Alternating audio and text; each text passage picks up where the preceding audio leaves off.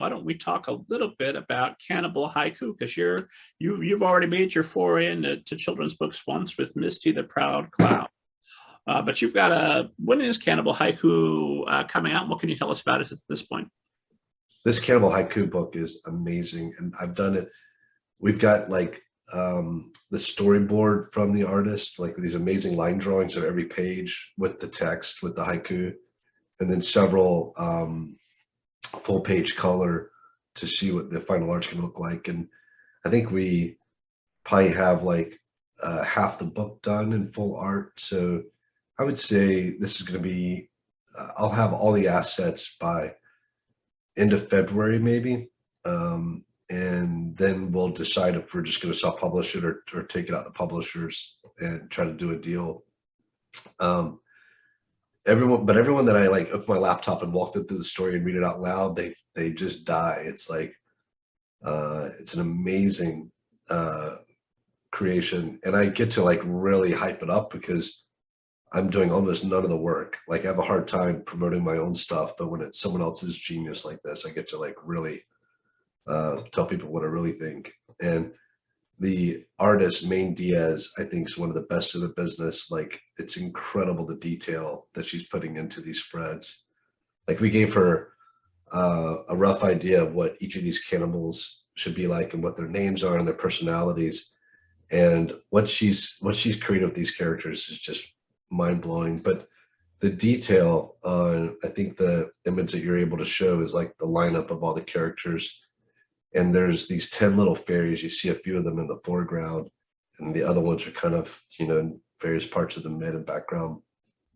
And one of our ideas is there's going to be 10 of these guys on every scene. And so it's kind of like a hunt and find, but it's the emotion and story that she's able to create with all these little characters on every page is just amazing. This is a rough full color treatment that she was doing just as a test.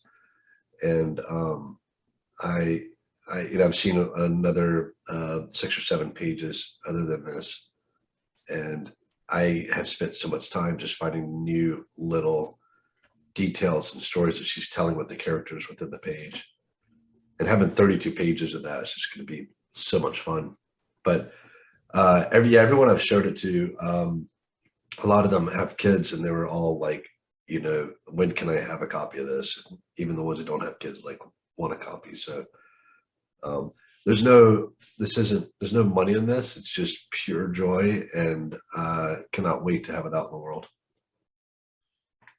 And wondered with the darkness and what I read, and I know I didn't read the final draft. I read your Twitter thread. It's a countdown of cannibals because presumably they're eating each other. So there's an inherent darkness in there that's offset nicely by those bright, colorful illustrations. How do you find the right way to walk the line between being dark enough that we're provocative, we're fun, the parents who are reading it are also having a good time, without going so dark that no one's going to hand it to their child? Good question. And this might be one of those children's books that that only adults read and hardly anyone reads. I don't know.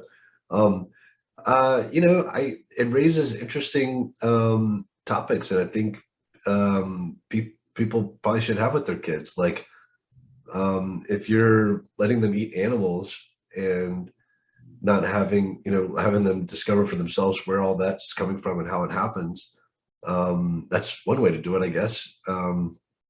But the friends that I have who are raising kids are trying to have an honest discussion with them about what happens in nature. And when you see a nature program and the cheetah is chasing down the elk, like, this is the way it works in the wild. Like, some things eat other things, and we do the same thing. We eat plants and animals, and those are living things that stop living in order to keep us alive. And I think hiding from that is like something we all do to some degree in order to get through life. And these are all fictional characters that are bright and colorful and cute, and none of what's happening bad is happening on the page. And that's part of what I love about it, is that it's very similar to my relationship with eating meat. Is I think it's wrong, and I think future generations will look very negatively on this world, this entire culture that we live in that allows it to happen on such a grand scale.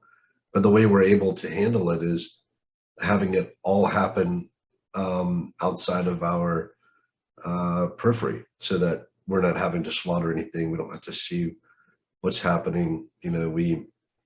Um, it's such a hypocrisy, really, to like feel like we're completely modern and we're doing this barbaric thing and just making sure that it's happening out of our view. And that's what's kind of happening in this book, is all the bad stuff happens in the width of the page. As you're turning the page, it's happening, you never see it. It's all off screen. So I think anything that's discomforting about these creatures eating each other should be reflected. And you've read iZombies, you know how I deal with those kinds of issues in that book. So yeah, I hope it's discomforting for people, because that's definitely the world that we live in. And it's guilt-inducing whenever I examine it, even on a surface level.